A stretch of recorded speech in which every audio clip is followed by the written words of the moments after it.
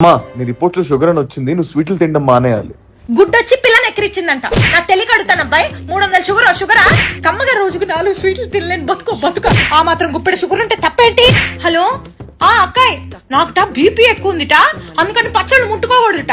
మరి సంవత్సరానికి సరిపడా చేసిన ఆకాయ మాగే ఎవడు తింటాడు? హార్ట్ లో హోల్ ఉంటే ఏమవుతుందిరా? ఇంత పెద్ద శరీరంలో అంత చిన్న కన్నం వల్ల ఏం నష్టం జరగలే? అలాగని పూరీలను డస్ట్బిన్ లో పడేసుకుంటావా ఏంటి? రా చెరువు డజన్ గుద్దుదాం. నీకు మా మీద ప్రేమ లేదురా, కానీ తల్లిదండ్రుల్ని తిండి తినద్దంటావా?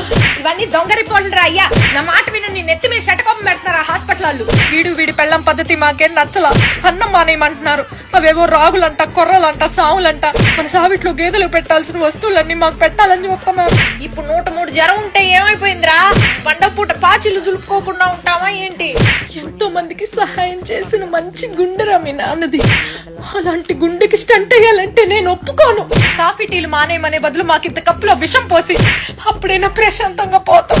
ఇవన్నీ డాక్టర్ చెప్పాడా, నీ పెళ్ళని చెప్పిందా? ఏదో బాగున్నాయి కదా అని 15 కాజాలు తింటే కాజాలన్నీ ఏమయ్యాయని దొంగతనం అంట కడుతున్నాడండి. డాక్టర్ ఎందుకు? 40 మోషన్లు అయినంత మాత్రం డాక్టర్ని కలవాలా ఏంటి? పిచ్చాదవా?